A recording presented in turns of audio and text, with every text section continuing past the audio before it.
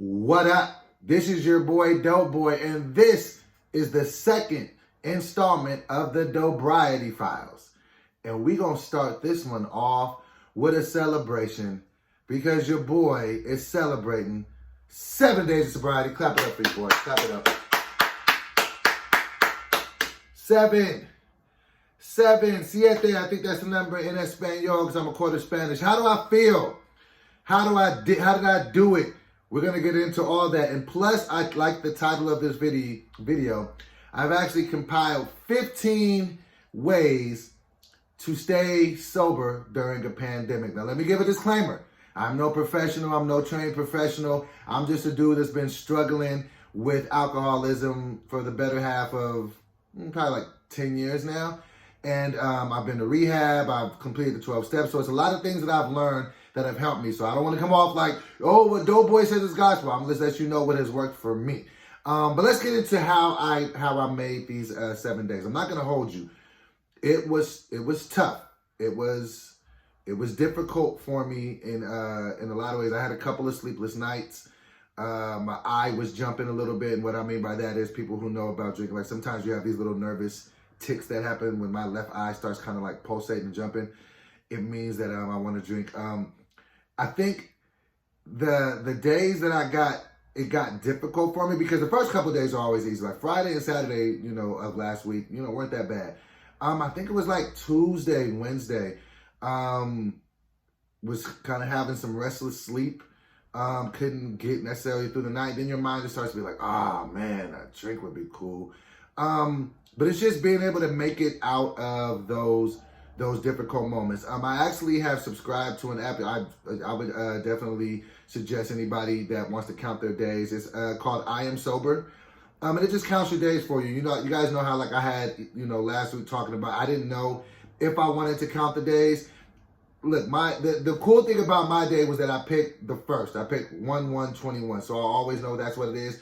I do think that I will count the days. I just don't think I'll harp on it as much. Like I'm letting myself know that, listen, I'm in a day-to-day fight with it. So I'm always just focused on the day that I'm in. But the I Am Sober app helps just because they have a lot of resources there that you can do. And just there's other like-minded individuals there. But this week was difficult. Some of the stuff that I have in the 15 ways to stay sober during a pandemic, I use a lot of those. That's why I actually compiled that list. Because I actually thought about it. I was just like, if we're going to, continue with the Dobriety Files. And side note, of all the new content that I've dropped, this has been the most popular. So obviously there is an audience out here for that. So I'm definitely paying attention to the analytics, the watch time. So I'm definitely trying to get you guys more of what you want and less of what you do not want.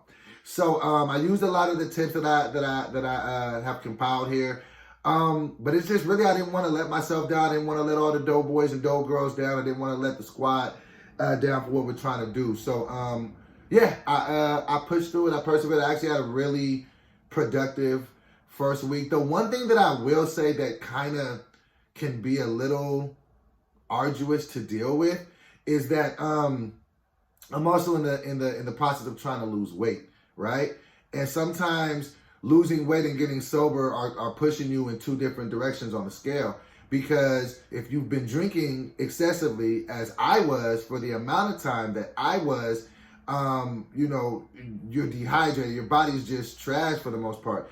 And so when you start to drink water and eat food, your body starts to holding on to it a lot more just because your body was literally, in a dehydrated state. And so, it kind of messes me up a little bit because when I get sober, I automatically gain a little bit of weight, but I'm also trying to lose weight. So what I came to the conclusion of is like, we're not going to try to beat all the bullies up at once. We're not going to try to fight everybody at one time. Fine. So really, even like, so for everybody that watches Get Fit, Say Less, really, even though Get Fit, Say Less is me getting back into working out and doing all those type of things, the number one focus for me is staying sober. Period. Because the whole house of cards falls down if I am no longer sober. So that's kind of where I'm at with that part of it. It's like, I get frustrated sometimes because I feel like me getting sober kind of impedes on my weight loss for some reason. But I have to also understand that this is just going to be a process. Yeah, you might gain a little bit of weight, but we're here for the long run of it all and we're not quitting. So with all of that being said, I compiled a list 15 tips on how to help you stay sober during a pandemic. This pandemic has hit us with a bunch of curveballs that we don't necessarily know how to swing at. It's just different. Like, you know, a lot of the stuff that they teach you in AA and different things when you're trying to get recovery, and even in when I was in rehab, a lot of it is predicated on being able to go outside and being around other people. Sometimes we forget just the human spirit can inspire us sometimes. Just being around other people a lot of the times can help us. But in a pandemic, you can't do that because, you know, just public safety trumps all of that. So all the things that I wrote on this list, I wrote in understanding that we're in a pandemic. So I'm not going to be like, oh, go to the zoo and pet, you know, see if you can pet a chicken.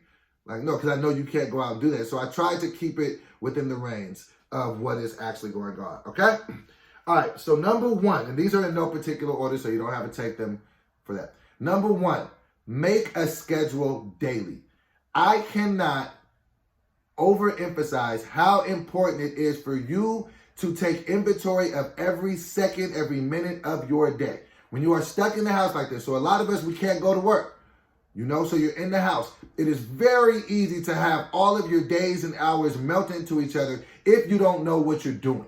If you, like, I don't care if you don't leave the house once in the day, you still need to wake up, know what time you're waking up, have your schedule. Okay, if I'm getting up at 7 o'clock, from 7 to 8, I'm eating breakfast and watching TV. From 8 to 10, I'm doing a light workout and getting some reading done. From 10 to 2, I'm doing some work stuff from home. You have to account for everything, because if you don't, it will all flow together and you'll just be like, oh, it's Tuesday, I might as well drink, ain't nothing else to do.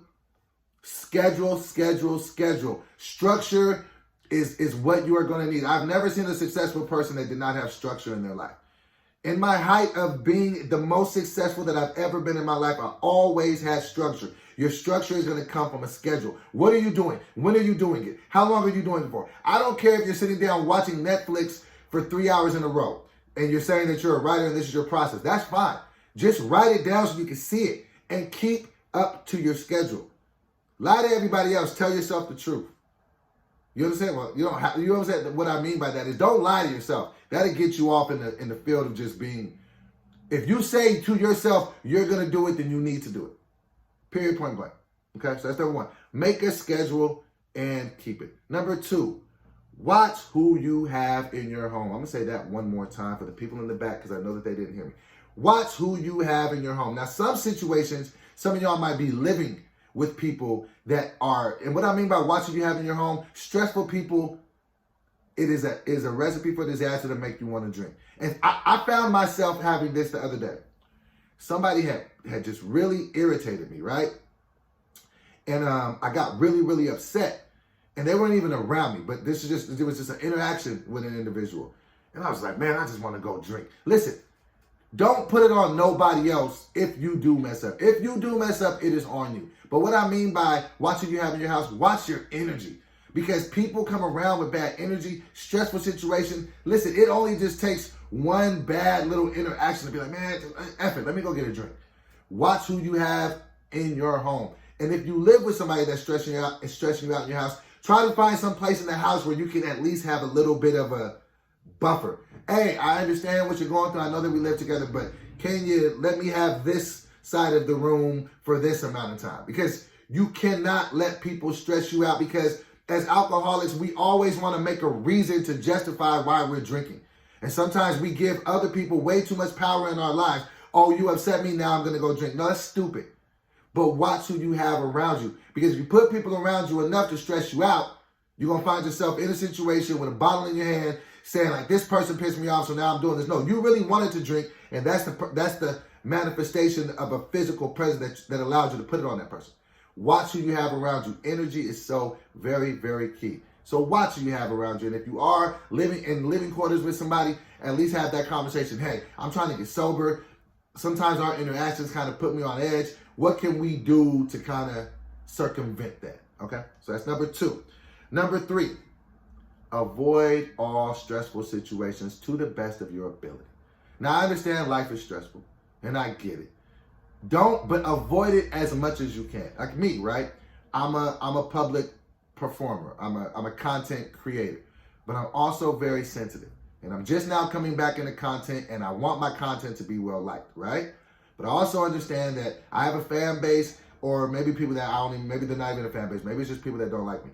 People say some pretty terrible things to me in my comments on my content. So if I'm already having a bad day, and I'm already feeling a certain type of way, I'm not going to those comments. I know there might be some good comments there that might make me feel warm and fuzzy, but there might be some terrible ones like, this dude is trash. I hate this new content that he's doing. He's not as good as he thinks he is. He's only good if he's paired up with other people. And then those things start to hurt me, and then I start to have an auto loop in my head, and oh, maybe I'm not as good. And now I'm spiraling. And that's what you got to understand about this disease and this condition. It's only looking for the one opening. And your mind, this is the messed up part about it. Our mind knows the good things about our mind to make us go, but our addictions know our dark parts and our dark pockets as well. So they know how, and all they need is 1 second of you to have one bad thought. Put that tape on auto loop in your mind, give it 45 minutes. You can have a bottle in your hand because you just want the loop to stop. So avoid all stressful situations. Sometimes I take social media breaks. And for people who are going to take social media breaks, you don't have to announce your social media breaks. Just take it. Sometimes I take social media breaks. Sometimes I block some people off my phone. Sometimes it's just people I can't talk to. I don't go into comments. I don't entertain negativity because I know if it's stressing me out, I can't do it. And sometimes that's tough because you want to be around certain people because you genuinely got love for them. But sometimes you got to be selfish and pick you first. Because if you end up with that bottle in your mouth, you're only going to have you to blame. So avoid all stressful situations to the best of your ability. I'm not being unrealistic and saying that we're all going to live stress-free lives. I'm saying that any way that you can, get the extra stuff out of your way that you can. All the other things, okay. You know what I'm saying? Deal with it the best of your ability. But there's certain things you can just cut off. It's very easy to block somebody. Like back in the day, people would just keep calling your phone. There was nothing you could do about it unless you took your phone off of it. You can literally block people. You can block people off your social media. Stay away from the stress, okay? Number 4, and if this was something that was priority-wise, this might be number 1, exercise. You have got to exercise. There is something that releases the endorphins in your mind. I just started working out for the first time in like 6 months last Friday. I feel so much better just working out. And I understand we can't go to the gym. That's no excuse either. You can always do something in your house. Okay, adobo, I can't go out to can't go to the gym and do cardio. Okay. Can you run in place in your apartment? Can you do some jumping jacks? Can you get a jump rope? Oh, I can't lift no weights. Can you do a push-up? Oh, I'm not strong enough to do it. Can you do a push-up on your knee? Can you do some squats? Exercise. I do calisthenics in my house. Now, I understand and I'm blessed and I'm fortunate. I do have an elliptical in my house. Praise God that I was able to do that. And I understand that everybody can't do that, but there's a bunch of stuff that you can do. I don't have a bunch of weights in my house, but I can do push-ups, I can do dips, I can do squats. Using your own body weight will help you. It clears your mind. I don't want to mess up the word, but it's like the hip. There's something in the front part of your brain that helps regulate emotion when it's tapped into, and that happens when you exercise. Exercise to clear your mind. It will help you. Trust me. Even when I was in rehab, both times, as soon as we got out of detox, they was taking us to the gym so we could work out. Working out is great in your defense of trying to stay sober. It helps you with your mind. It helps with your mood. It helps just make you feel overall better about yourself. Because alcoholism is a depressive sport. So it kind of feeds off you being sad and you being in and out of, emotional pockets. Exercise, I'm telling you, and it's good for you. It'll help you. It'll help extend your life. So, and being the fact that we're in COVID, the more you exercise, that'll help build up your immune system and it'll help you fight off. You need to have your body be as healthy as it can anyway. So there's nothing negative that is going to come from exercise. Okay. Number 5, read. A lot of times when I deal with my alcoholic moments and I want to have a drink, it's because I'm usually dealing with something in my mind that is making me feel like I need some relief from a drink. When I read, and you can read anything, read your Bible, you can read a fiction, you can read a novel, you can read a self-help book. It just helps direct your thoughts. When you're stuck in the house and you can't go outside, you need something to occupy the thoughts in your mind. A book is a great way. A wise person told me everything that you've dealt with in your life, somebody probably wrote a book about. Somebody else probably dealt with it before. Probably wrote a book about it. Sometimes just reading a great book that'll just take you away from the harsh reality. Get into a Harry Potter book. I don't know, Lord of the Rings. Did they make books? I don't know. Bernstein Bear books, if you're into kids' books, or Bernstein Bears, or Bernstein Bears. What is it? I don't know. I watched this whole movie called The Mandela Effect. It was all over the place. Was it Jif peanut butter, Jiffy? What, you know what I mean? Like, okay, I'm getting off task. But read a book. Reading is and reading is such a self-respect, like it's such a one-on-one with you and yourself thing. I got a bunch of books that I never read, but I'm now starting to read them, especially when I get in those moments, because a lot of times a lot of people are drinking in a pandemic out of boredom. If you're going to be bored, you might as well do something that's going to better yourself. Read a book, get some information in your mind that you didn't have before, or go on an adventure from where the author wants to take you. But reading is definitely a good way to occupy your time to stay sober. Okay? Number 6, talk to somebody. Now, if you know, there's a bunch of different therapists that you can hop in with online. There's some really affordable therapy on you can, like, you know, I'll put a link in there. There's a bunch of apps I have on this. It's very fairly, it's called Talkspace. I might be wrong. But there's different places. So there's therapists that you can go to. If you don't have benefits, can you talk to a friend? Is there a relative? Is it somebody that you trust that you can just bounce your thoughts off? If you're having real dark thoughts, there's suicide prevention lines. Just talk to somebody. You don't need to compress everything to yourself all the time. Sometimes I talk to my dog. I said that one time. I said, I tell my secrets to my dog. I never heard a dog talk. And my dog genuinely looks at me like he understands. I'm pretty sure he doesn't know what I'm talking about. But it feels better for me sometimes just to flush out what I'm saying. Now, be careful. Don't talk to people that ain't going to let you talk. Don't talk to people that are going to, you know, combat you and hit you with a stressful situation. Talk to people that you can be in a safe space that you can talk. But talking allows you to get things off of your chest. So I would definitely suggest talking to people, okay? Number 7, and this is what I'm just now starting to learn, and I will put a link in the description as well. Go to an online AA meeting. They have them online, and there's a lot of them I'm starting to hear on, what's the new thing? Clubhouse. I heard there's a lot of AA meetings going on in Clubhouse. I haven't checked in just yet, but I am starting to look into online AA meetings and Clubhouse. Because there is a lot, you got to understand, there are millions of people who are all going through the same thing, and none of us can go outside. So use your resources online to talk to like-minded individuals about what they're going through and what strategies they are implementing to get through it. So online, I mean, AA meetings is, and I get it. Like, it's not the same as being there in the meeting, but, we have to adapt. We have to pivot or die. Huh? You remember that from the other day? Huh? You remember when I said that? So yes, I would definitely say that. Okay, number 8. This is a big one because I dealt with this. I want to say the last time I really thought about drinking. I want to say like Wednesday night. This is a strategy that I learned in rehab. Let the tape play out. What does that mean? When you get to the point, now if you get to the point where it's like, I'm just about to drink, I don't care, I've tried all the different steps and now it's go time. You say you've purchased a bottle, and I've done this before. You're looking at it, you're staring at it, it's like, I want this, I really want to do this. What I want you to do is let the tape play out. Go in your mind what's going to happen when you drink it. And be honest, don't lie. Because we could tell fake truths to anybody who will listen, but the alcoholic knows what the alcoholic knows. You know what's going to happen. You're going to drink it, and you're not going to just stop. You're going to drink the whole thing. So this is how I rationalized out in my head when I had a bottle, literally, in my hand the other day. Poured it out, didn't drink it, but had it in my hand. Looked at it. I said, "Though, you're going to drink this bottle, and then by the time you drink it, by the time you get to like a shot or two left, because it was like it was a pint, I thought you're going to want some more. You're probably going to order it, you know what I'm saying, because you are pretty responsible. You don't drive drunk. You probably order it. You're going to pay extra money. So then now, boom, you're going to have this bottle. Now you're going to be in fifth territory. You know what I'm saying? You're going to drink this whole fifth. After you drink this pint, you know where your mind goes. Now you're going to hop on the phone. Now you're just going to want to talk to whoever's going to want to listen. You're probably going to say something you shouldn't say. You know what I mean? You're probably going to reach out to somebody, get to talking too much. You know what I'm saying? Then you're going to finish the rest of that bottle. Then you're going to wake up in the morning, and you're going to be hungover. And then you're going to look at your phone, and you're going to see that you didn't have 3 or 4 conversations. You ain't going to know what you was even talking about. Then you're going to feel bad about that. Then you probably gonna get, you know what I'm saying? You probably then you're gonna feel terrible about everything in the way that you feel. You're gonna feel so much guilt and so much shame because you let yourself down. You lost some more sobriety, and then you know what you're gonna do tomorrow morning.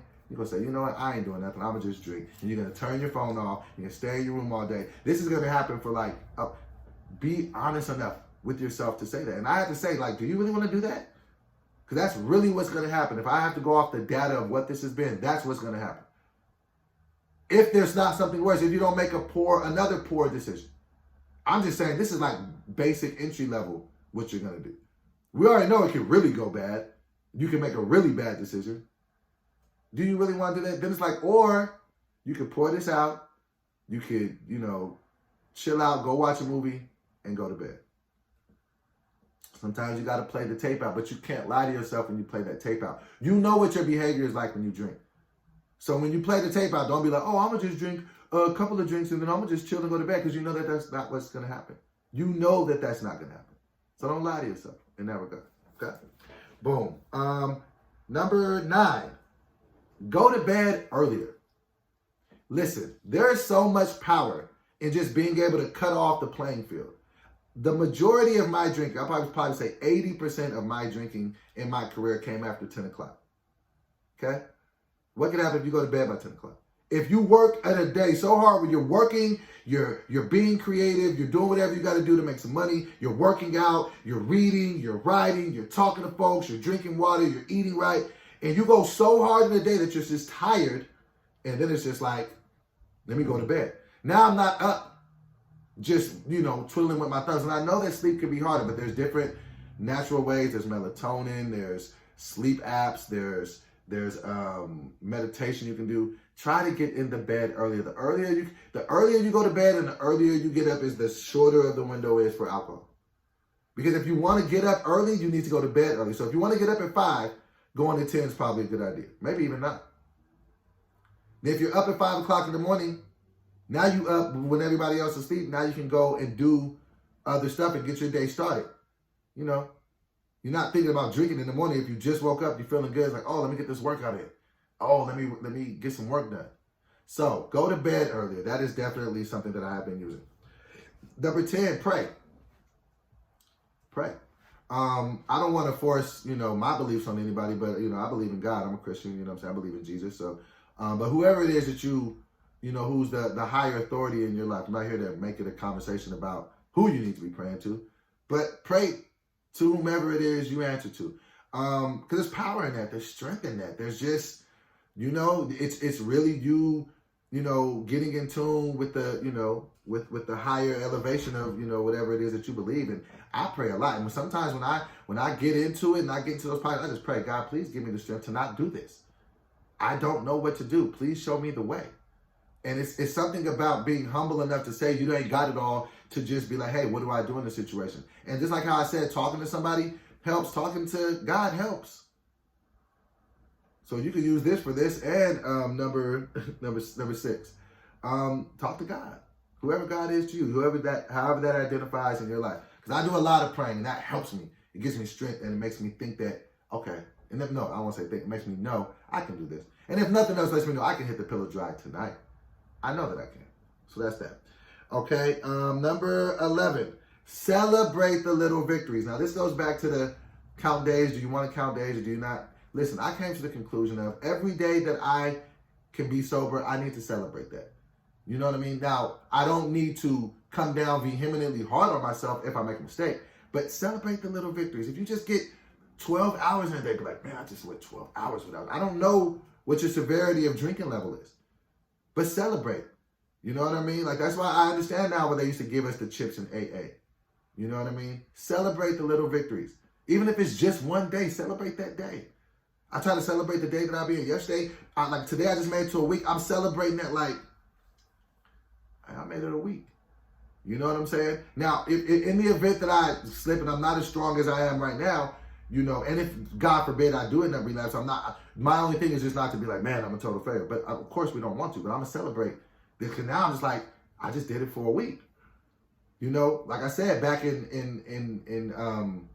February, in December, I had went 15 days. 15 days was the longest that I had went since I started drinking again June 17th. So now I'm like, okay, now I'm halfway to my high. So if I make it to this time next week, that'll be 14 days. If I can make it to 16 days, now I'm on a streak so now I'm just looking for those little wins. But I don't get too far ahead of myself. I'm just focused on day 8 right now, which is, sobriety. So there's that. Number 12, and I need a visual for this. I thought I had the other one. Hold on one second. Hold on. All right, I'm not going to get up to go get the other piece. Where did I put it at? Okay. Number 11, Diet Coke and hard candy. All right, let me tell you something.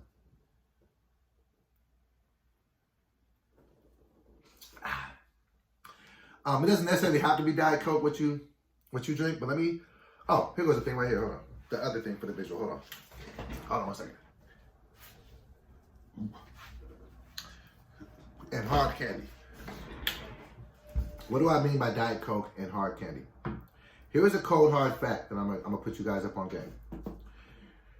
One of the number one ingredients in alcohol is sugar. It all breaks down to sugar.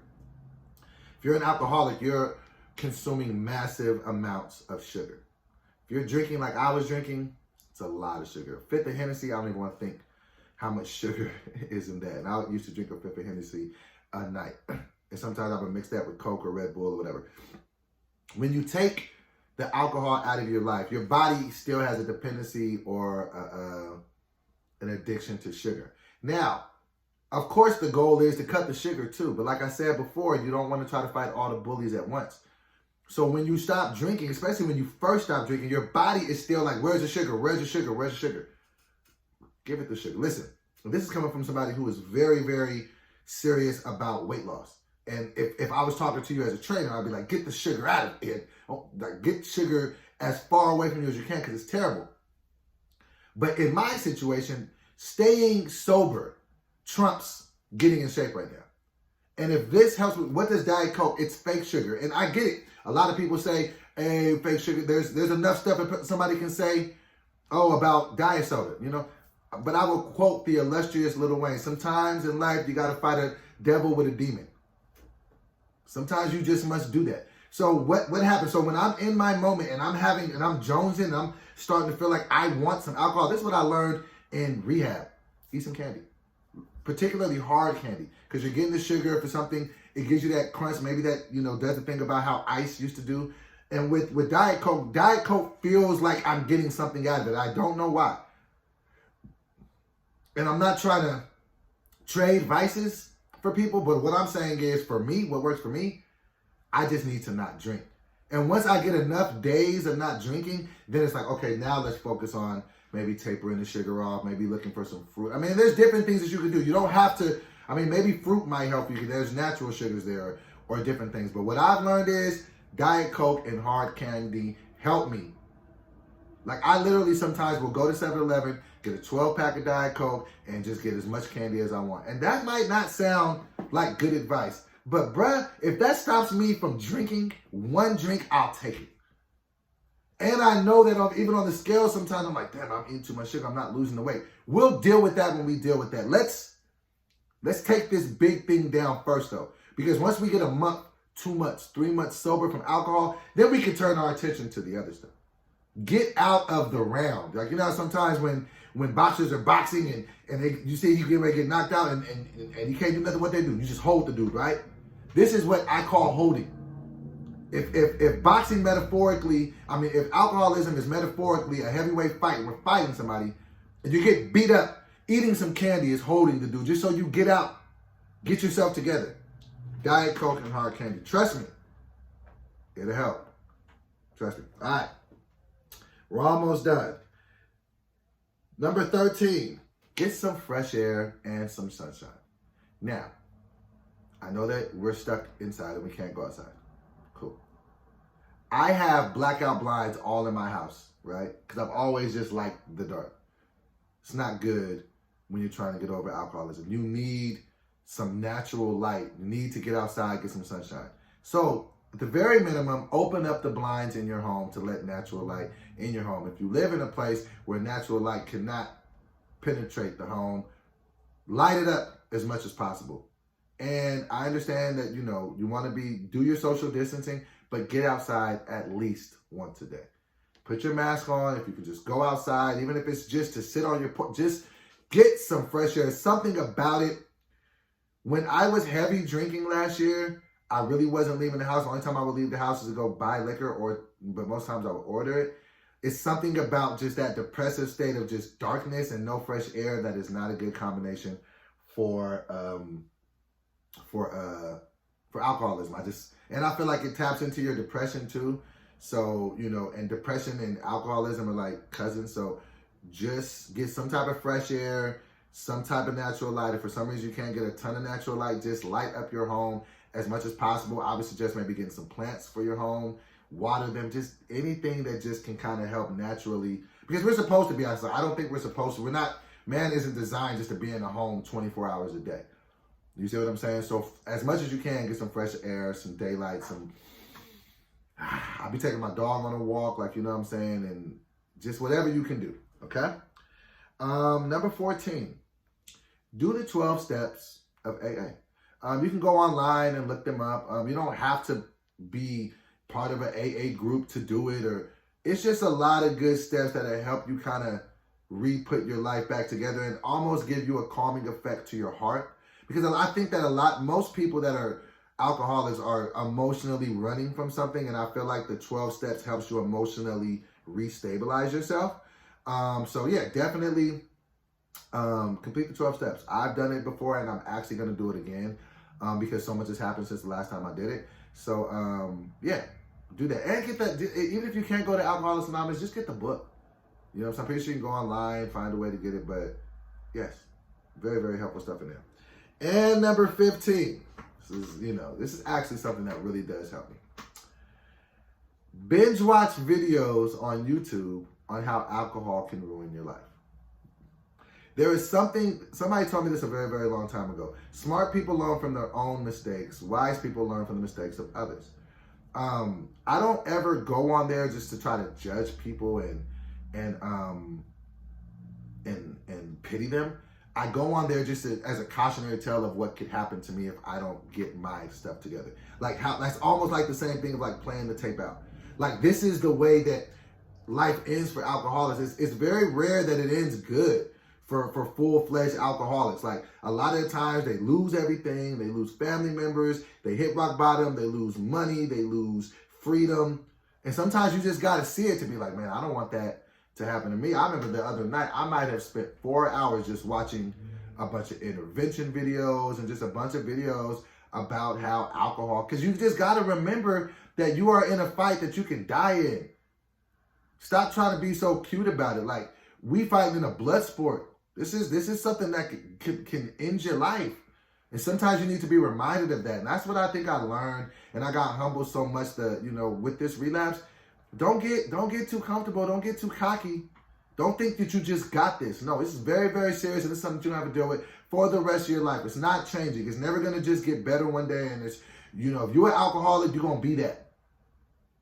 I'd rather be a recovering alcoholic, though. I'd rather put that R word in front of it. Because the alcoholic, that's just there to stay. Some of us are just marked like that. I remember when I first started going to rehab, I used to resent that.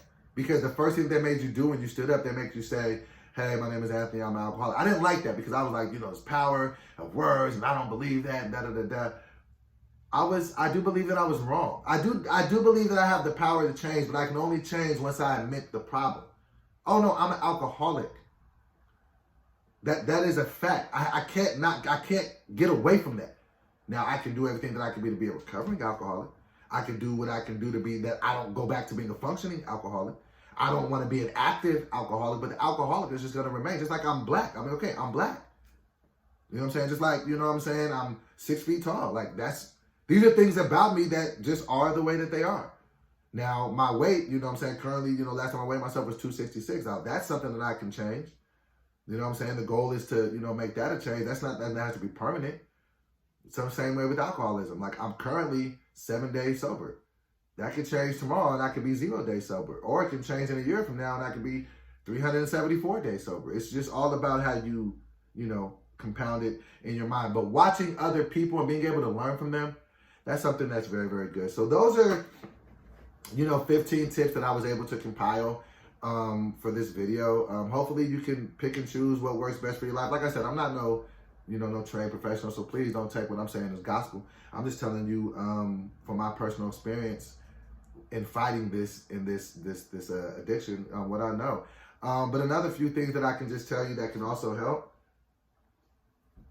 be kind to yourself, be nice to yourself, say nice things to yourself, drink a lot of water. I do milk thistle extract.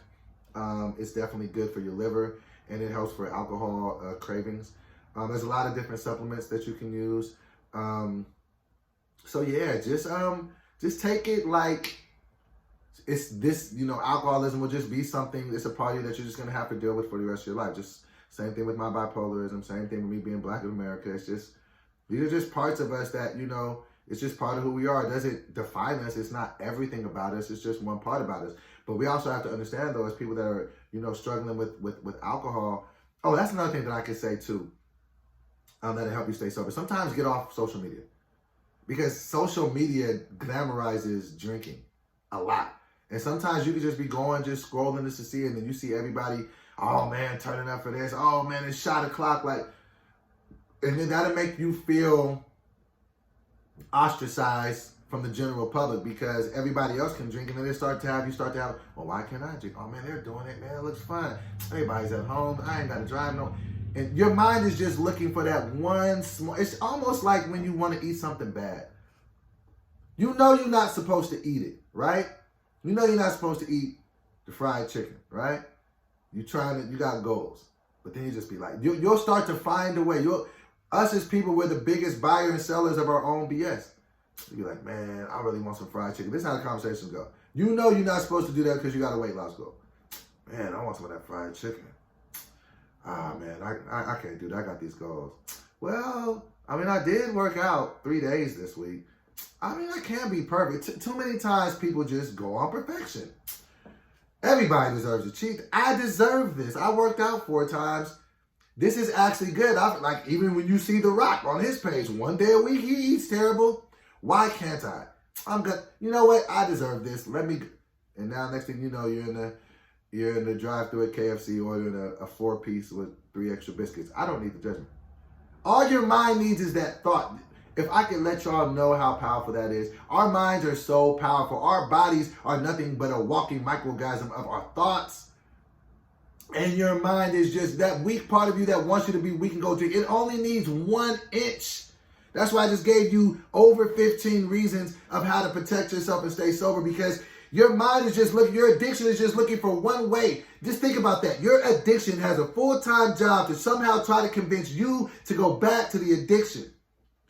It's its only thing to do is to make you think. So there's a part of your mind, its only function is, let's get him back to the bottle. How? Let's stress him out. Let's make him have an argument.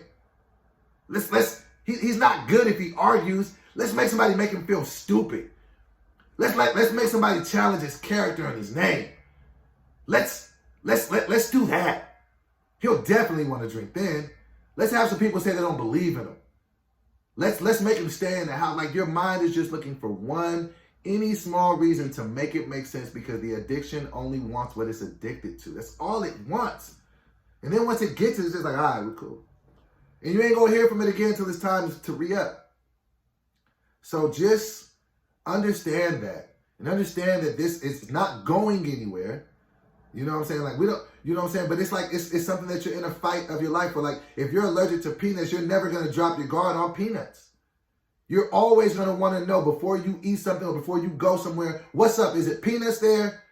Because that can kill me. Think about that same way towards alcohol. If I drink that, if that gets into my body, it can kill me. I used to tell people, I don't drink, I'm allergic to alcohol. When I drink it, I break out in handcuffs, even though I've never been arrested. I just always thought it was something cool to say.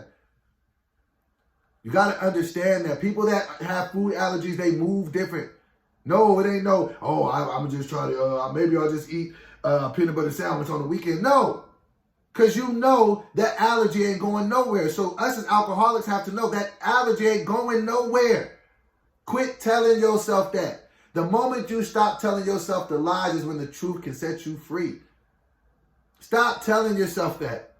No, it's a wrap. No, for people like me, I drink. I'm not like you. There's certain people out there, and I envy them. Envy is a strong word. But I wish I could do what y'all do.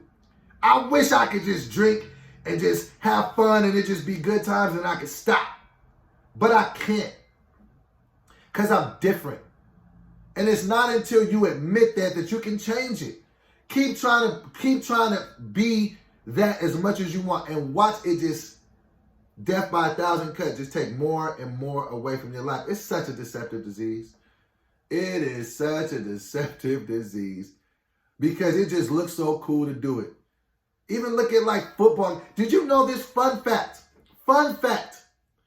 Next time you see a beer commercial, do you know that years ago, because the way that they promote stuff can be so, what's the word? So persuasive.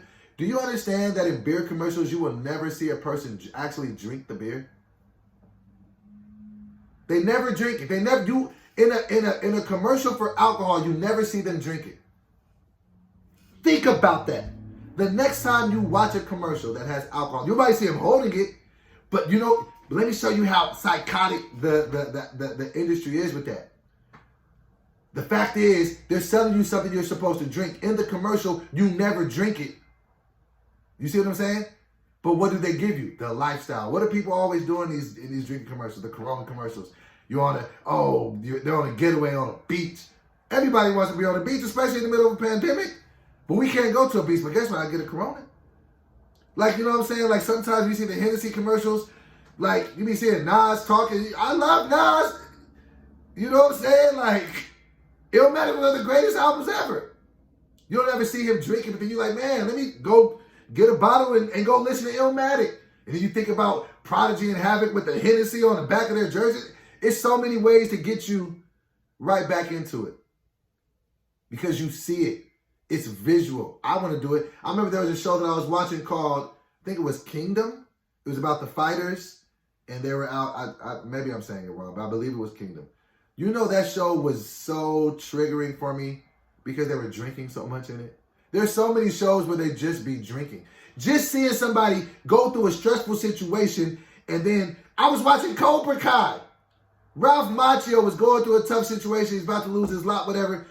They show you that it's conditional thinking. Whenever a character, I'm a writer, I have to know how to do these things. Whenever you're trying to perpetuate that this person's going through a stressful situation, you put them in a situation. You see it all the time. You see it even like with policemen when they're trying to solve a case.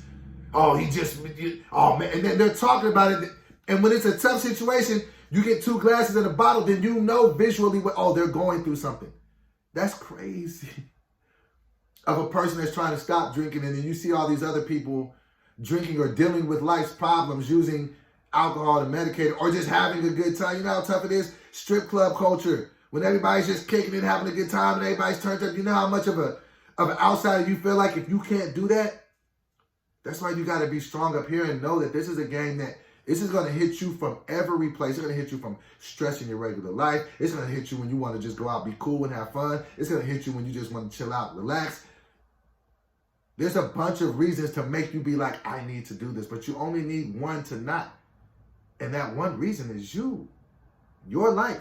Because you know, like I know, your life is not going to be nearly as dope with alcohol as it would be without it. If you're an alcoholic, we know this. So we got to be able to speak that truth amongst us. Stop telling yourself you're like everybody else when we all know you're not. And I say that out of love because I want to see you win. I metaphorically speak of it like this. And after I say this and land, then we can just get out of here for the second episode. I feel like this was a great conversation. This is how I metaphorically look at my addiction to alcohol. I feel like my life is like a Garden of Eden. I feel like God is all in through my life. He flows all through it, right? And I feel like I have a million of things that I can enjoy in life, whether it be arts or talent or being a father or good food. There's just all these different trees of all these different things that I can do in life, right? And I feel like there's one tree in my life that God told me not to touch. Just like God told Adam and Eve not to touch. And my tree in my Garden of Eden is alcoholism. Now, I can keep trying to fight against that and just be like, but I want something from this tree. Or I can just be like, man, there's a bunch of other trees out here. Like, that's nothing people like, like can see. Like, sometimes y'all might see me smoke weed. And I never want to cross sober talk because there's always different ways that people talk about, oh, well, if you're sober, you got to be 100% sober of everything. Listen, I have a problem with alcohol. Me smoking some weed, like, I can smoke some weed right now, and then that could just be that. And if somebody came to me right now and said, Doughboy, you can never smoke weed again, I'd be like, okay, I'm not addicted to weed like that. I wish I had the same addiction to alcohol like I have to weed. You see what I'm saying? So, hold on, I just lost my, that'd be so funny, man. And that's another thing that I know that, that alcohol has, okay, I got it. Okay, I was talking about the Garden of Eden thing. I know that alcohol has done something to my mind over the years of drinking, because I'll be having a complete conversation and completely forget about what I'm talking about somebody, and then I have to think, and then it'll come right back. So I know that, the damage has been done there. But no, just look at it like, that's how I look at it. Like, that's just the one tree I can't eat from. All right, it's a bunch of other trees. It's a workout tree. It's a candy tree. It's a, it's a music tree. It's a bunch of trees that I can get pleasure from. I don't need that one. Neither do you. And that's not no shade to anybody who drinks. I just don't want the people that are addicted to it to die from it. I got no issues with people who drink. If you drink and that's what you do in your life and it has no negative effect on your life, cool. With me, I'm different, and it has a terrible effect on my life, and it runs rampant, and it looks to, just run through and pillage everything that I've worked hard for. So, with all that being said, just take it one day at a time. I'm super duper excited that I made it a week, but I'm not getting cocky on that. I'm not getting arrogant. I'm just like, hey, what do I need to do to today, Friday, the January 8th? What do I need to do to hit the pillow dry tonight? I haven't worked out yet today, so I'm like, all right, let me get that workout in. Let me start to, let me consult my schedule. Let me do the things that I need to do. But more than anything, I just want to just say this to you guys before I sign off. I believe in you. I genuinely believe in you. I believe if you want to stop that you can. I don't think that you're a bad person because you drink. I don't judge you for anything that you said or that you've done when you have been drinking. And a lot of times, sometimes we just need to hear that. Like, okay, I'm not a terrible person. There are some redeeming factors about me. And you'll be all right if you want it. If you want it, you can get it. And I believe that for you. But don't focus on, trying to get a million days sober at once. Just focus on getting one. Side note, I'm actually coming out with a new record that's talking about alcoholism and stuff. And I think you guys are going to like it. I'm going to drop it top of next week. So, I have been Doughboy. And this has been the second episode of the Doughbriety Files. And I hope that you guys took something from this. I hope that there's at least one of those things in them 15 ways that I outlined for you to stay sober. I hope it helps.